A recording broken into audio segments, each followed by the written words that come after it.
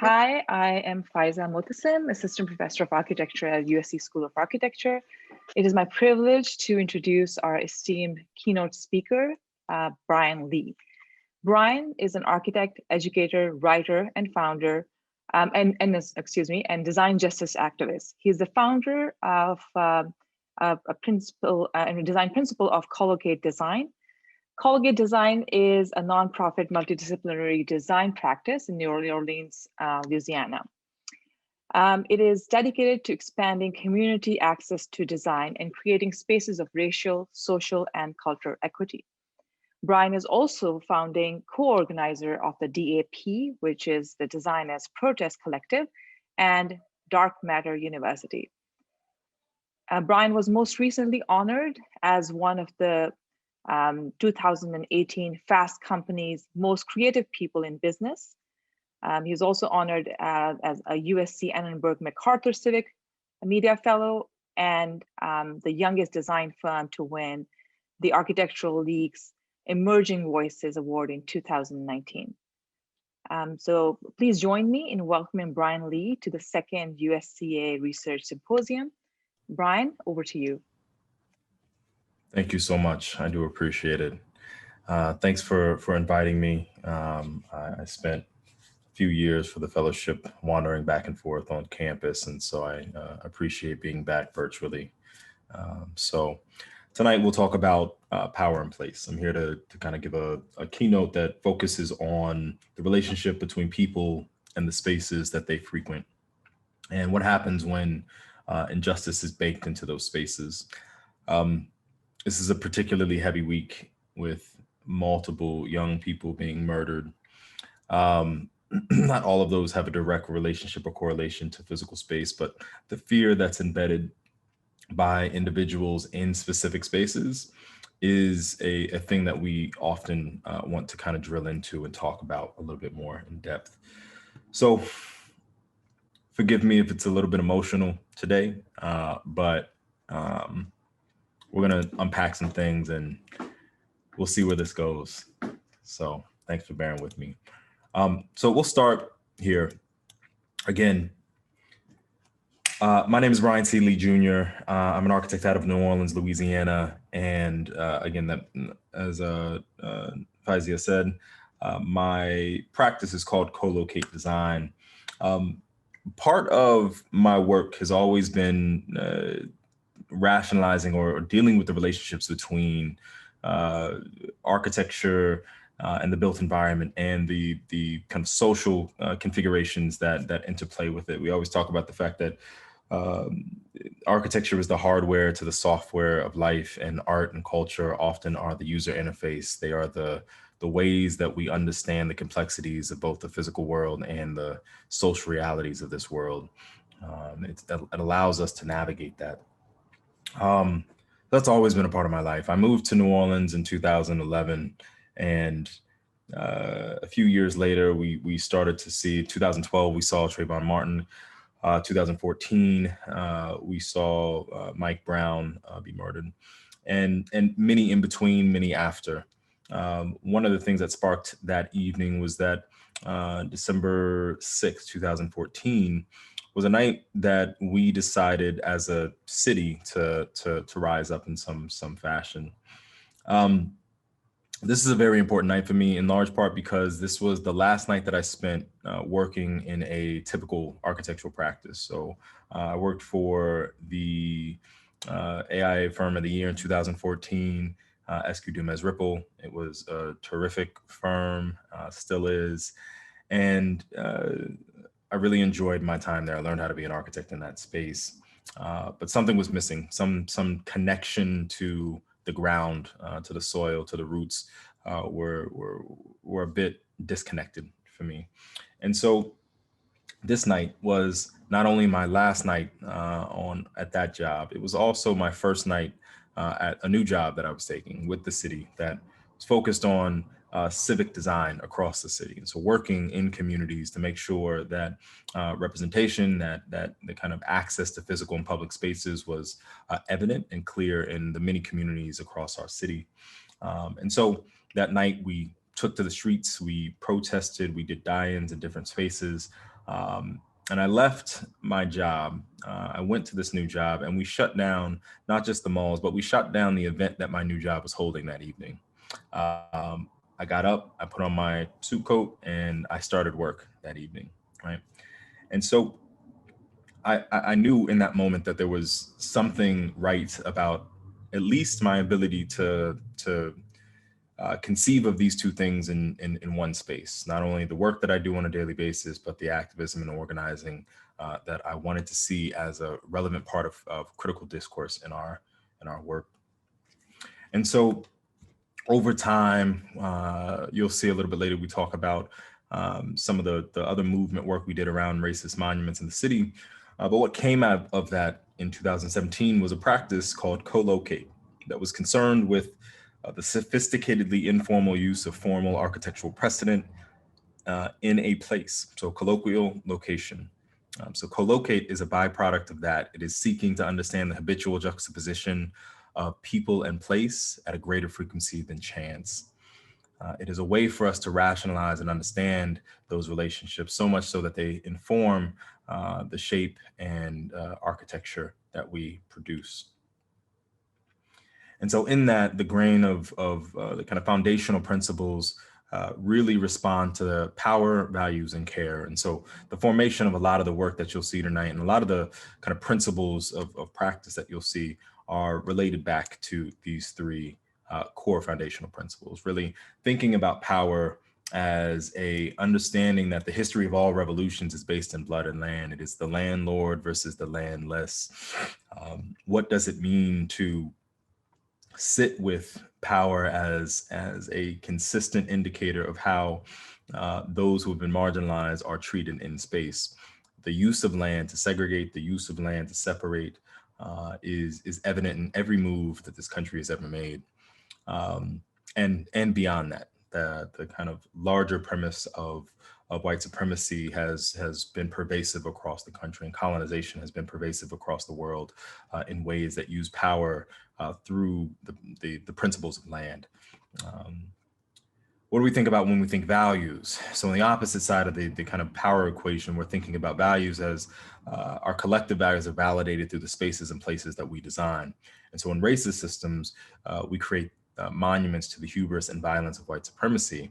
But in liberated spaces, what else can we create? Can we create monuments to justice? Can we create monuments to the world we want to see? Our values are absolutely invested in every corner of the work that we do.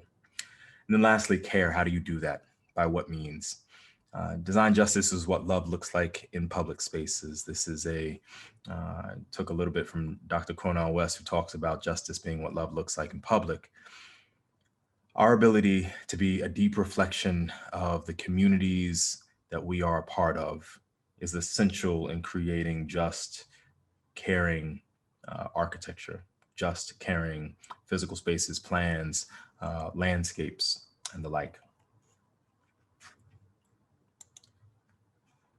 So essentially what we're talking about is that for nearly every injustice in this world, there is an architecture, a plan, a design that is built to sustain it. Design justice asks us to forward a radical anti-racist vision for racial, social, and cultural reparations through the process and outcomes of design. We ask you to be radical because it asks us to get to the root and work our way up rather than start from the top and work our way to a root, right? We say reparation because it requires us to heal. It requires us to think about transformation by its very nature. We say process and outcomes because it's not enough just to have a pretty building. It's not enough just to have a plan that works from 30,000 feet. It requires a process that is explicitly engaging of those who are on the ground, those who have histories and stories that build and shape out the narratives of place.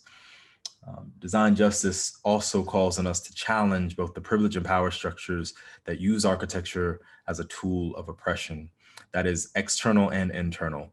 That means that we have to decolonize ourselves in order to move some of these things forward. So if we choose and we want to actually impact climate change or housing issues or transportation issues, economic or prison industrial complex issues, we are always going to have to deal with the extraction and the pressure that architecture and physical space puts on these issues.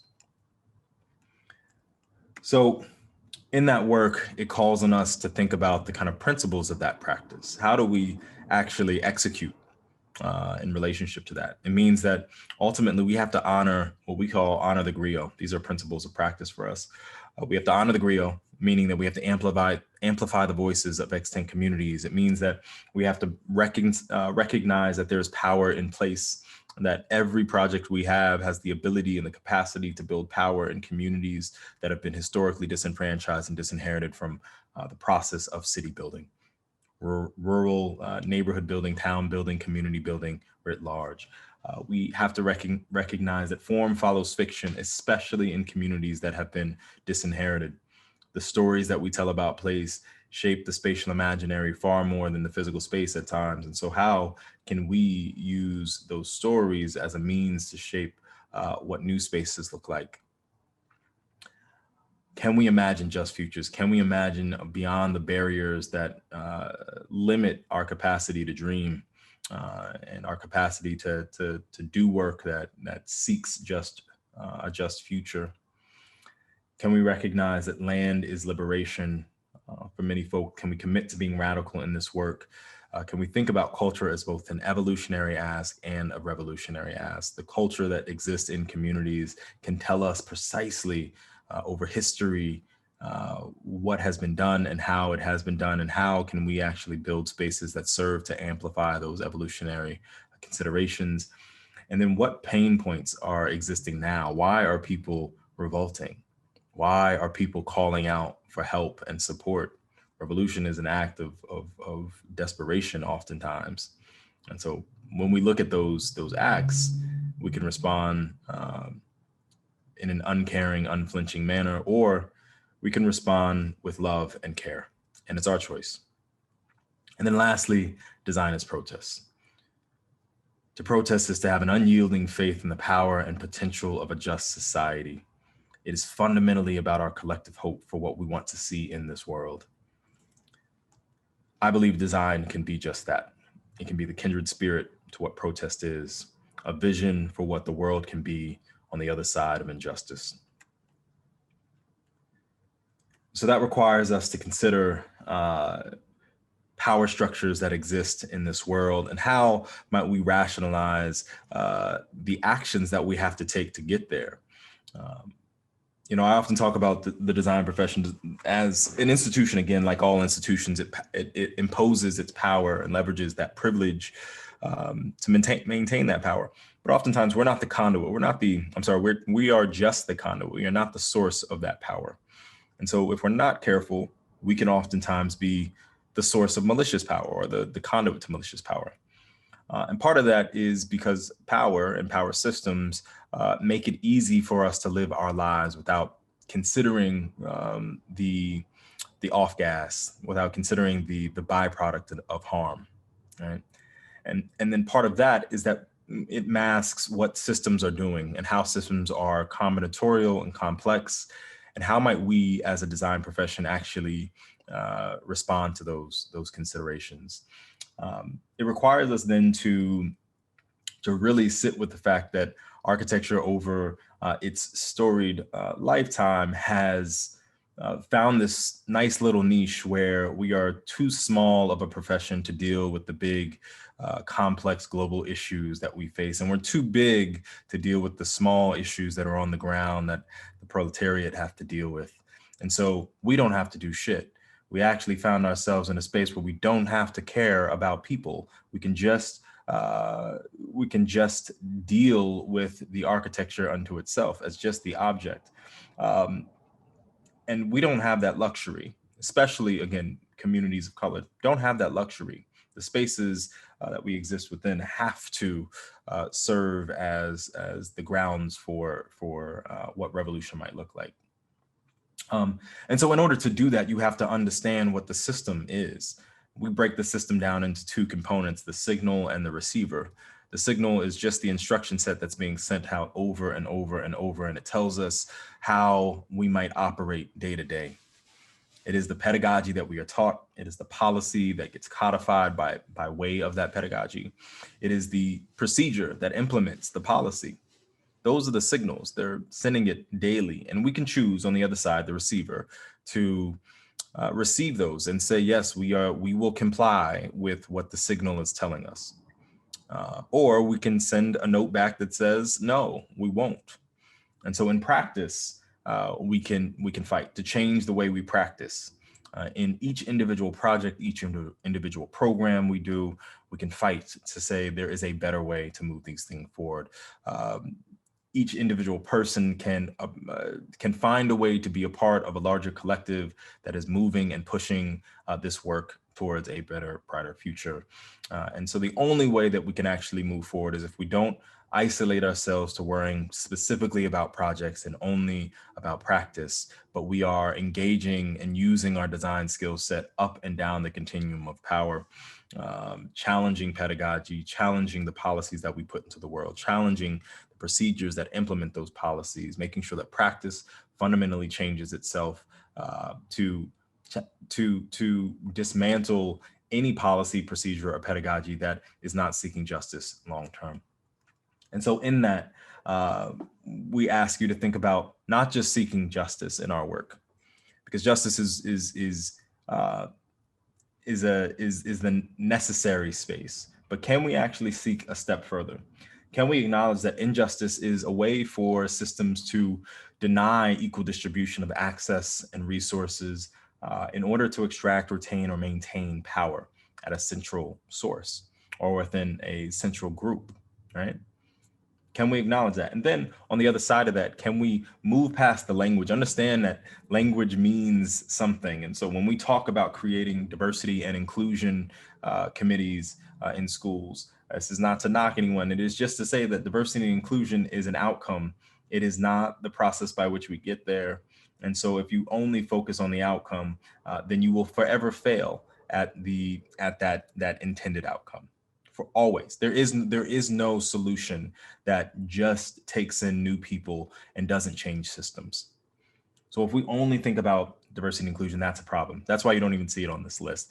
Equality, if you're only thinking about equality, all equality asks us to do is to affirm a sense of fairness moving forward. It does not require any action.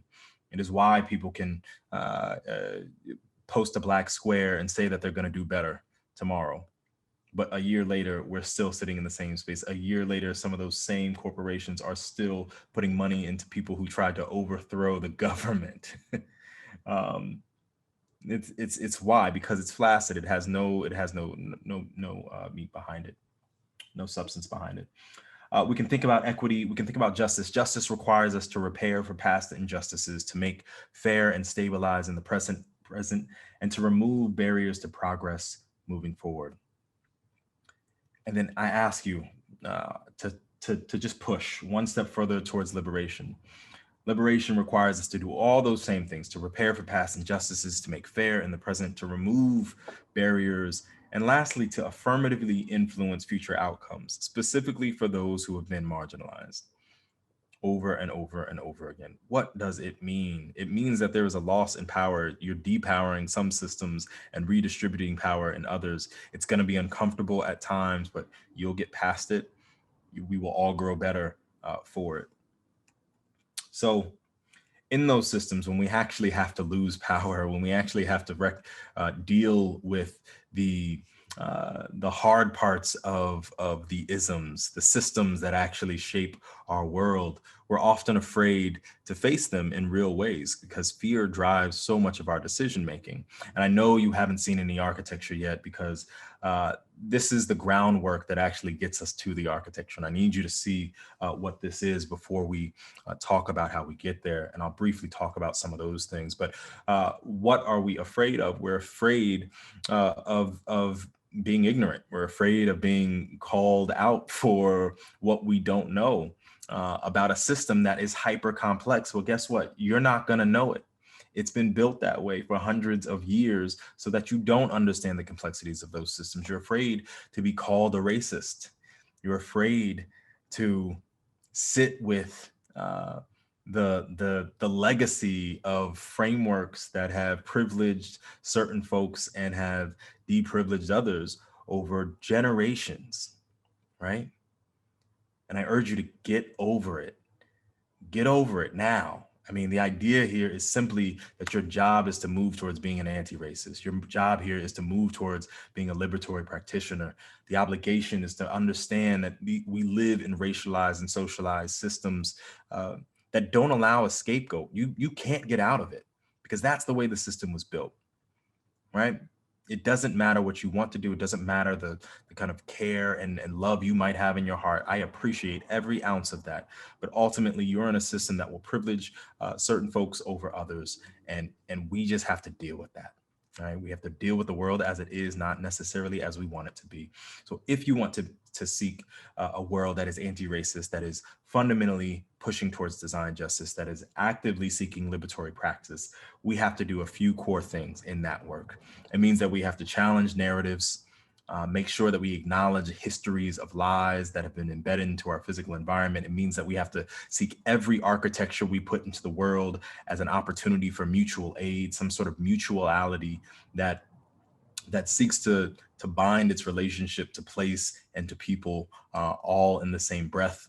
We have to think about our work as a way to dismantle and decolonize systems of white supremacy. And then ultimately, we have to seek to create opportunities for a future setting, for establishing visions for what a future might look like on the other side of injustice, as I mentioned a little bit earlier. All of these things and more are required. But fundamentally within the field of design, if we can do these things, if our projects can meet these goals, we actually stand a chance to be a part of a larger system of activism and advocacy that serves to create a better world. It does not mean that we are ever going to take on the massive load of changing the world ourselves, but we have to be a part of the Avengers Squad in this particular instance, if anybody wants to take the reference. And in order to do that, we've got to understand where we're coming from and where we're going. We have to understand what racism actually is. We have to understand it as a system and not just an operator. We have to understand that those systems are combinatorial and intersectional. So where the force of racism exists, there is a body, a community that is equally complex that receives that force. The force that is applied to a body creates a new vector and creates a new way in which people operate in the world. That is our culture. And those cultures actually allow us to rethink or to understand, adapt to the world in real ways. We talk about it as culture is the consequence of persistent circumstance and immediate condition. It is a collective coping mechanism in this world. And so if we're acknowledging that culture is a new vector, our shapes, our patterns, habits, and routines, and here's where we actually start to understand that the architecture can fundamentally either amplify or dampen some of those considerations, right? Culture is the root, the key to all of this. Understanding culture will help us make better architecture, infinitely better architecture moving forward. And so just as a few moments along that timeline, whether it's the Black Codes in 1865 to the end of Reconstruction, which really had a land-based consideration for how to consider reparations and liberation for Black people. Plessy versus Ferguson, which indoctrinated and left segregation as the kind of primary principle of how we operate in this world. Bauhaus and modernism, all the way to Euclid versus Ambler in 1926. There was a Supreme Court case to redlining, we know, in 37, to project housing in Levittown, which started to kind of cement suburban sprawl. 46, when we saw highways cut through Black and brown neighborhoods, which you see current acts to reclaim and reconsider by our current transportation secretary. Whether it was formalizing CEPTED as a part of kind of housing policy, formalizing affordability as a capital term, or completely reducing and gutting housing and urban development from 1980 to 89 through Reagan's terms. All of those things are forces of isms that are embedded into our physical environment that we are dealing with today, that shape our very operation in the physical environment. Whether we're talking, it doesn't look the same as maybe it did in the 60s. It may not be people standing outside yelling at Minnie Jean Trickey or the young woman outside of the department store in 1956 in Mobile. It may not be as overt, but it still exists. And so we recognize that revolutions happen through the claiming of space, whether it was on buses or in cafes or schools or in parks. We have a hand to play in some of those considerations.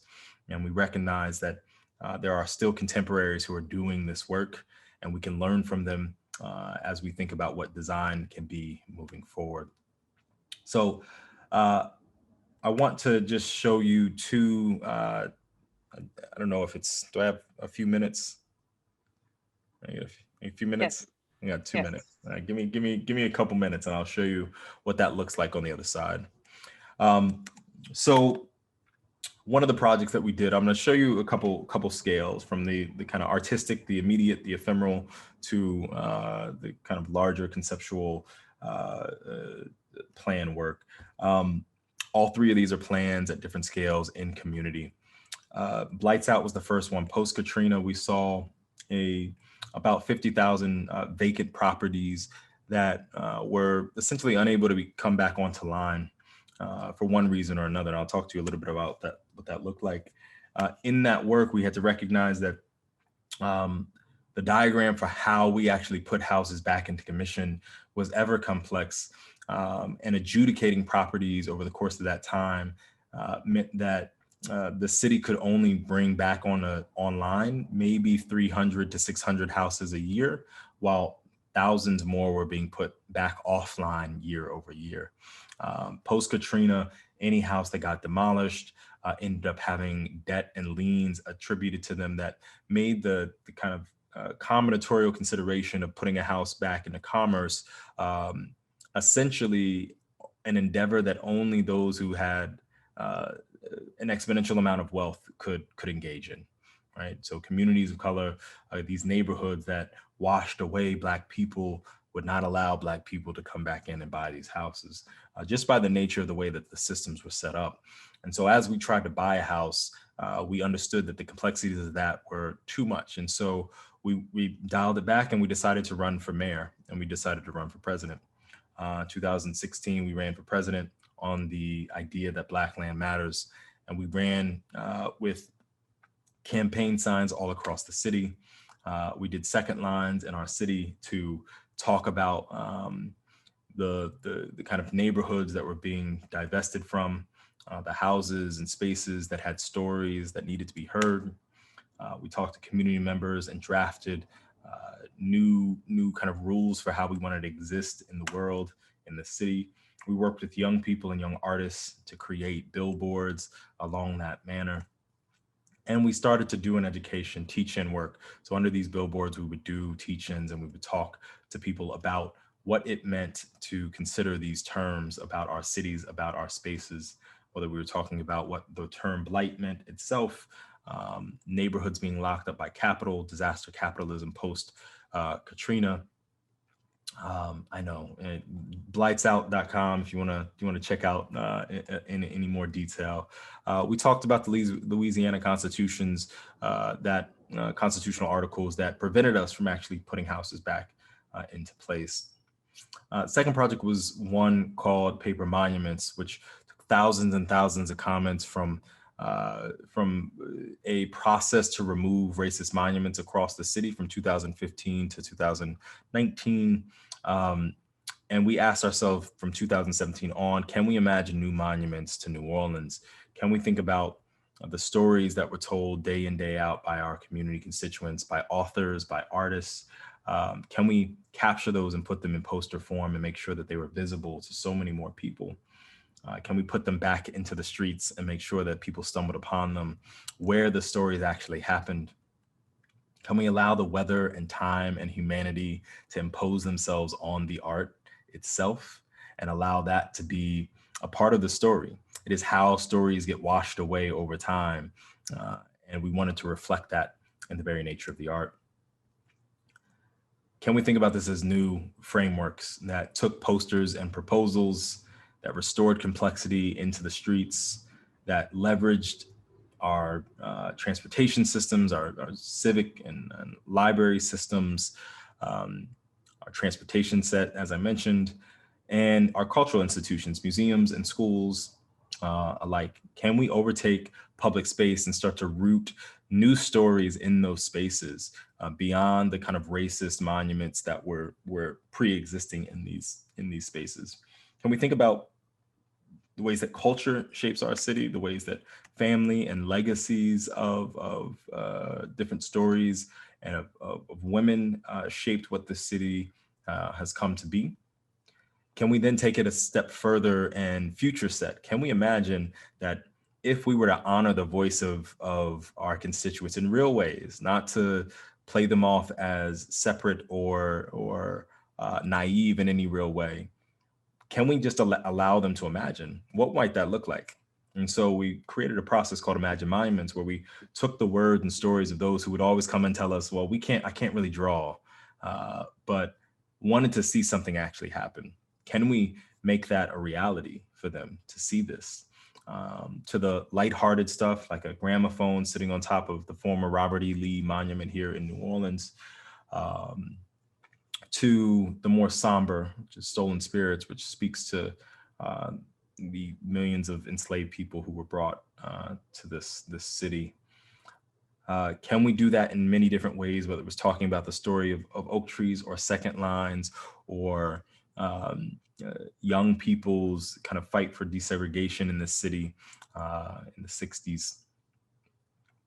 Can we use our efforts to not just talk about a past moment, but can we support present conditions and support present organizations? And so you'll see below on the right-hand side, this is with the African American Museum, in which we were able to support the re-engaging of that institution, which had been closed for multiple years. Can we do it across the entire city all at once, to tell 1,000 stories and to collect 1,000 more? The answer is yes, we could. And we did over and over and over again. So I think I'm running up on time, so I'm going to close out on that and just say thank you so much for giving me a moment to speak with you tonight. It's been a rough week. I appreciate you dealing with me and my emotions and allowing this to be a fairly fun evening to talk to you. So I appreciate it. Thank you. Thank you, Brian. We thank you for sharing all these wonderful parts of your work and your activism. We've been trying to grapple with this topic of decolonizing architecture education, at least since earlier this afternoon. And I think the thing that I gained the most out of your presentation was you actually gave us so many tools and strategies to do that within our profession, which is not easy. So I'm actually at a loss for words, because there's just so many things that I learned. So thank you for a truly inspirational and thought-provoking talk. We can obviously now this is the privilege to actually moderate the question and answer session. So if the participants or sorry, the audience members, if you could put your questions on chat, then I would be happy to read them. While you do so, I suppose I can take the privilege to ask you one question, and I'll try to formulate it as best as I can. So towards the end, there were so many things that I could talk to you about, but I think one thing that really came through when you were talking about in the end, your projects, your own work, how the theoretical aspect of your work and your activism sort of translates into the practice. And I think that's the critical and also the more difficult thing to achieve. So especially the last project that you mentioned, it showed me about activism, community engagement in a very meaningful way, education, art, installation. And so that's obviously so powerful, especially if it happened at the scale, as you mentioned, across the entire city. But I also just want to ask you what it would be the step to push this agenda further into design. And by design, I'm looking at a very limited definition of design, which has to do with the buildings of buildings and the built environment, beyond the public realm. Yeah. So if you have any thoughts on that, then I'd be very happy to hear them. Yeah, I mean, sorry. Yeah, I guess I could have kept going a little bit and shown some of the architecture, the kind of typical architecture that we often talk about.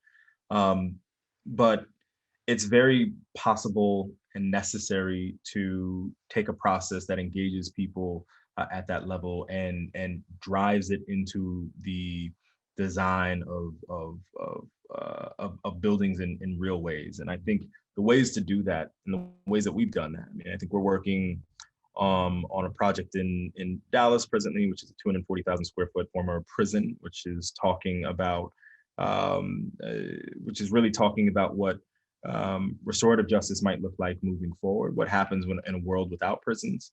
And so what it means is that every conversation we have is dependent upon the context of this space, the stories. We have, what we do in our work is we'll hire what we call community design advocates. And community design advocates are folks who either have a lived experience, a PhD, and lived in some version of a lived experience. People who are organizers or activists that are vested in a particular issue. And they become a part of the design team. So the way that this often gets translated is that those folks are part of the design team for us and with us in this ground game, right? And so we have formerly incarcerated people who are a part of the design team, who are asking design questions, who are always super excited. I mean, everybody always used to want to be an architect, like literally everybody. So so many of those folks actually are so excited to be a part of a process in which their voice can be heard and to use all of their other additional skill sets that we don't have, right? That we will never have because we can't well, not that we will never have, but we just haven't been able to pull ourselves out of that. And so the three things that I think are most critical in driving this work into the architecture, one is certainly that. When I said honor the griot, it's hiring some version of a community design advocate or some version of folks who can tell you and be a part of the stories that are consistent on the ground. That's one. The second is to have what we put in our design sets is a design justice set within the overall architectural production, right? So every CD set that we actually produce has what we call a design justice set. And that design justice set tags every comment from every person throughout the entirety of a project. And it defines what our design decisions are, right? And so when you see it, essentially what it says is, we've made this decision in this part of a building because these folks said this, this, and this, right? And the kind of narrative, it's not about the story, it's about the kind of collective narrative. When you talk to 5,000 people, then you start to get a thread, a narrative that can actually be pulled out and placed on top of the architecture that can drive the way the form actually manifests, right? So I think those two things up top are essentially critical. And then the last thing that I would say is absolutely critical is like the temerity and audacity to be able to challenge your client and to be able to walk away. You actually have to be able to say, no, you're being an asshole. Excuse my language, but like you actually have to be able to hold that line and to be able to risk that. I mean, I think that's, we might be working at a little bit of an advantage because I think our practice started by saying that we don't expect to survive, and all we want to do is make a dent in this profession in a real way. And if it goes out in flames, it does. But ultimately, we're going to try to change as much as we can by setting as many things on fire as possible, and really making sure that people get a chance to look at those critical moments. Thank you. That was really very helpful. Especially the 3 steps that you identified, very, very critical. Aubrey has a question. She's one of our students, Bachelor's of Architecture student. She is thanking you for an amazing presentation. When it comes to protests, how do you see design of the built environment coming into play? Should we be designing spaces for community protest engagement, or should protest continue to be the occupation of the public space, or both? I think it's both. I think you amplify. So the suffocation of democratic public spaces has been an ongoing feature for years and years and years. It is one that was a immediate byproduct of Reconstruction. We know that actually even before Reconstruction, if we talk about Nat Turner, 1831, Virginia starts to put a law out very quickly after 1832 that talked about the laws prohibiting assembly, specifically assembly of Negroes trying to educate one another, right? So the theory was that because Nat Turner could read, that the more people who could do that, the more harmful they would be to a white supremacist system. And so again, before that and every step forward, we've seen the chopping of the quote unquote ideals of this nation as it pertains to assembly and democratic space. And so for me, I think there's a huge need to press forward on creating spaces that are actively welcoming to protest, that are actively welcoming to the conversations of a democratic society. And what that looks like could happen in museums. I mean, I think I'm so, enthralled with the BRC exhibit. I haven't actually gotten a chance to go just yet, but having seen and having a few friends who worked on it, I think those types of spaces and those types of conversations are essential to be had. And the more that those things happen, both inside of institutions and externally, the better off we're going to be in society when we can have those conversations and face the reality of a history that has been toxic in so many ways.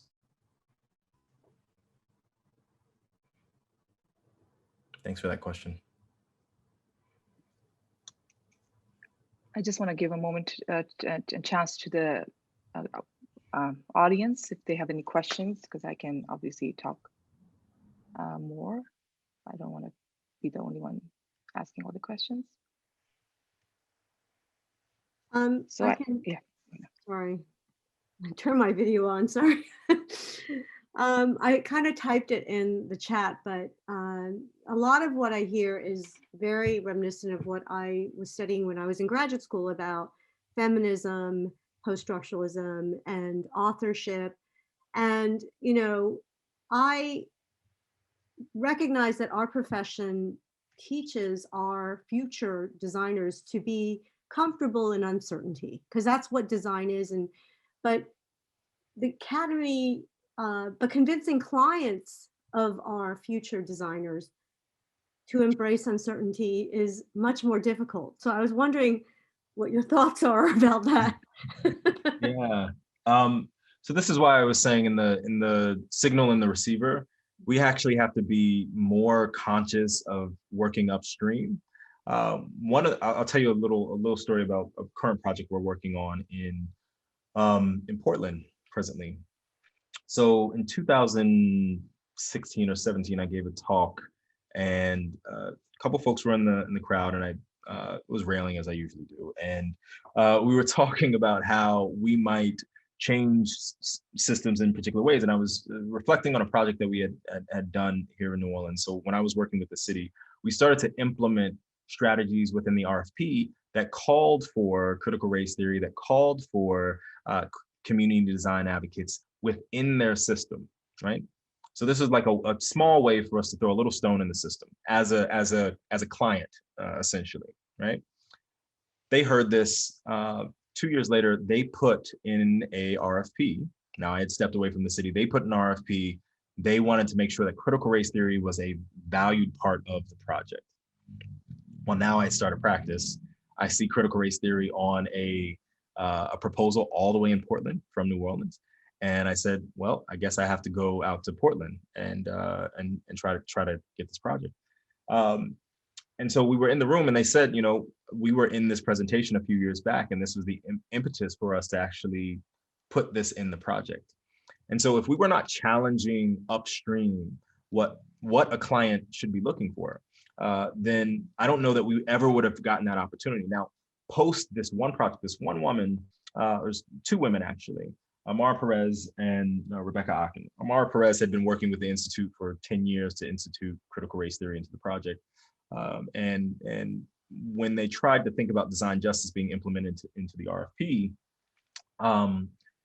they ended up creating this kind of tornado within Portland. So Portland now has 6 institutional projects that are based in critical race theory.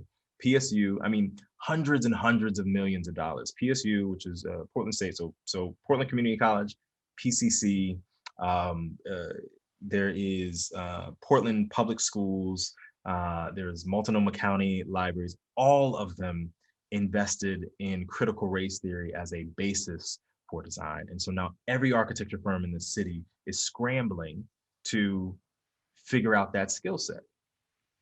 Every single one, just because we tried to throw a little bit of a stone in the system. So it's not as though we have to try to convince our clients from the bottom up. We just go above them, right? I mean, developers will do whatever the city tells them they have to do. Go to our city council people. We need to go to our mayors. We need to make sure that everybody in the permits office knows that a design justice set can be a part of practice. If that is a part of the determining factor of whether or not a developer can actually get a project through, damn it, they're going to do it. And by doing one project, it might, like the movement for ecological responsibility, it demonstrates that it can be done. Set precedent, like every lawyer does. Every lawyer tries to talk about. We set precedent every single time at every single level, right? I mean, design justice didn't exist, right? Like we just made it up, and we've been pushing it for. I mean, it's not as though the component parts haven't existed for years and years and years, but to frame it, to give it a name, and to say it over and over and over again. Now it's in schools, and people are teaching it across the country. I hear persistence. I hear persistence and finding the right client and just keep going and keep, because I want the students to hear this. I do want them to hear this. And there's a lot of failure. So I think all the things that you talk about, like, there's a lot of like, it doesn't always work, and you still have to believe in it. Like, if you believe in that mission, then it will push regardless. So. Okay. We have one last question from Yolande, who is one of the artists, as you know, at BRC MoMA exhibition that you just mentioned, Yolande. Oh, yeah. Hi, Brian. It's nice to meet you virtually, if not in person. I wanted to thank you for such a thoughtful, artful, and relevant model of an anti-racist practice.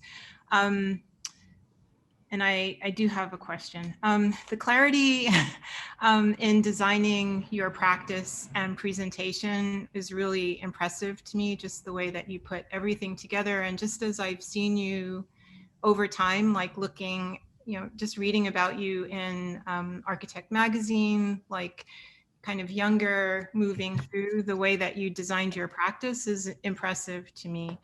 And I wondered if you might speak to how you approached designing your practice. Was there a decision starting out to redefine architectural practice in a specific way, to address social issues? Or did you, like as a group, did you kind of, was it more something that you figured out as you went along? Like, what were the principles that guided you as you were setting up your practice? And then it also seems that, the role of the consultant, but also the role of the griot is part of, your practice. And I wondered if you might just speak to that. Yeah. So I think the first one, I would say, there's an angst about leaving architecture school, no matter when you do it, no matter what age you are. I graduated, I got out of my master's program in 2008, maybe 2 weeks before the market crashed. And so it was a non-starter for about 1.5 years before anybody even picked up and said they would be. So it was a lot of time to write. And so I guess the impetus for a lot of the thinking that is present now is 2008 during Christmas. I got a Moleskine, my first one, and I filled it and just kind of wrote what I wanted to do. Not only was it like a market crash, but I also just didn't respect what the field was. I mean, I just didn't like what I was doing. And so I said, this is the only way that I'll actually operate or want to operate in this field.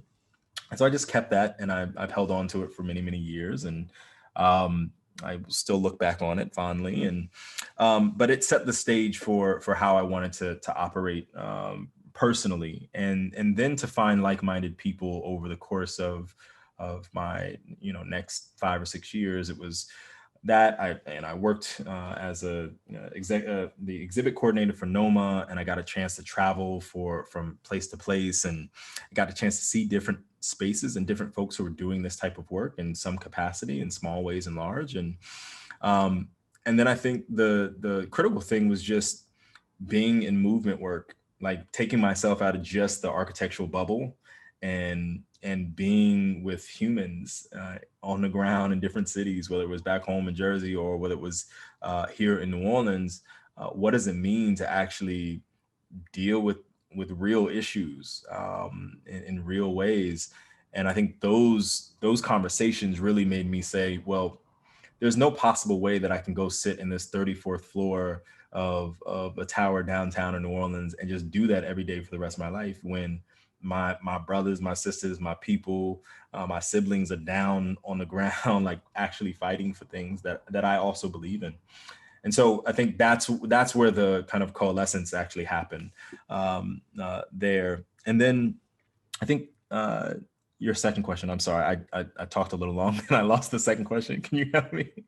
The second question, it's fine. The second question had to do with like just the model of practice, where it's kind of more the model of a consultancy in a sense. Like you do projects, but you also give expertise, right? And so then I think just you spoke about clients as griots, like community clients as griot, but then you yourself, like in terms of the profession, operate in that manner too. Yeah, I think the consultant aspect is a product of being a young firm more than it is a product of like what we want to do necessarily long term. I think we have made a rational decision to say that because until maybe 3 months ago we were 3 people, we weren't going to do extremely large projects. We were going to do things 10,000 square feet and under, and stay local and do sort of those things. And anything we did outside of the city, we would do essentially as a consultant effort, and charge people like crazy. And so that's what we did. We said, okay, local stuff we either do for free as pro bono, or we'll do work. I mean, we're a nonprofit, so we get some fundraising and we kind of work on that capacity. And then anything, like I said, outside of the city, we would do with a specific aim at setting precedent and a specific aim at producing a product that could show both beauty in the architecture and really change the way kind of operating mechanisms happen on the ground. I think both internally, though, we've taken great pride in trying to produce essentially a primer, a manual for how to do this, and to understand what it means to create a space in which communities and community voice is not peripheral, but it is essential to the work. Right? We can't move forward. We are useless without community, essentially. And so I think that's been really, really lovely to be able to honor that process, and then to honor like all of the stories we talk about. Like if we talk about the Washington Rosenwald schools in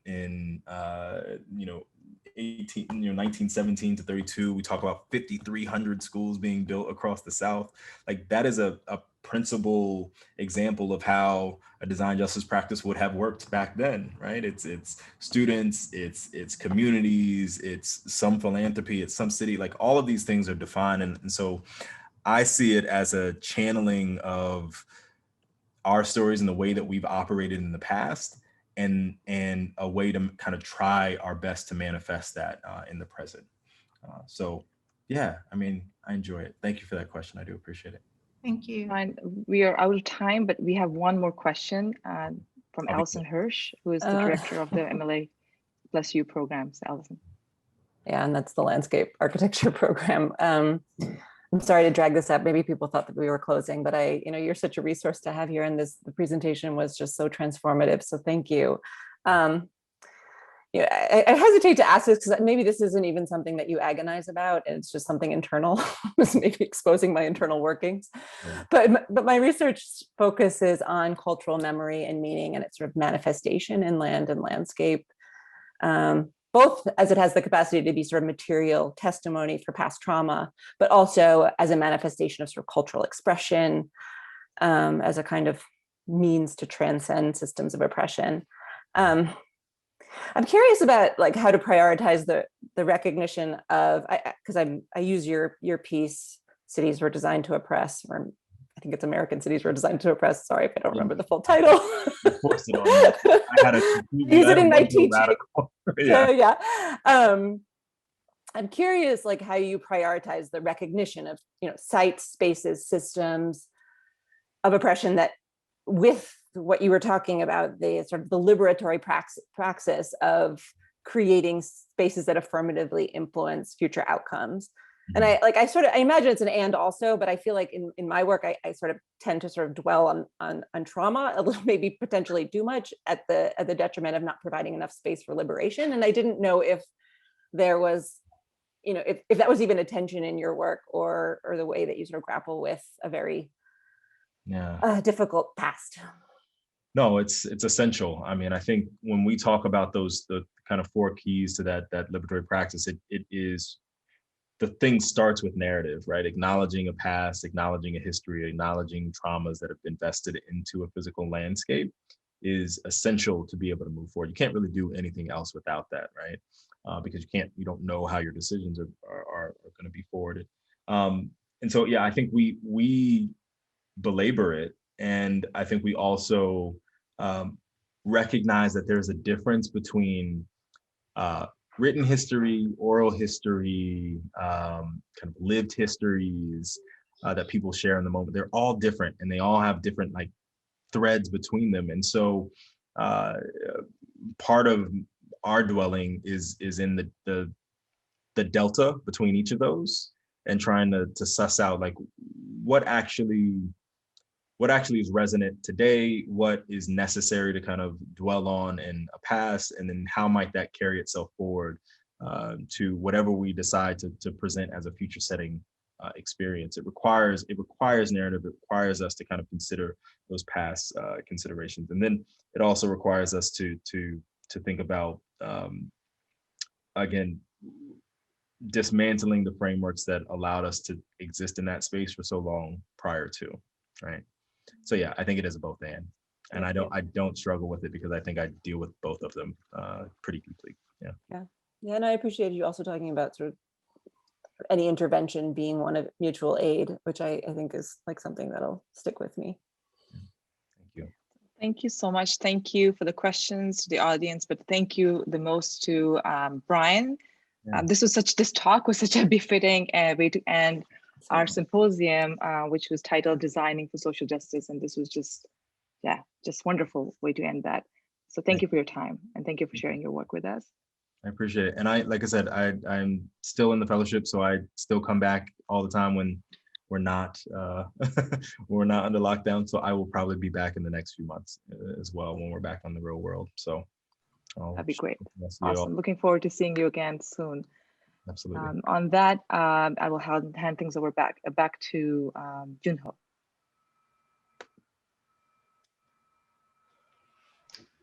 Great. Okay. It was a really, really great discussion. So a great presentation.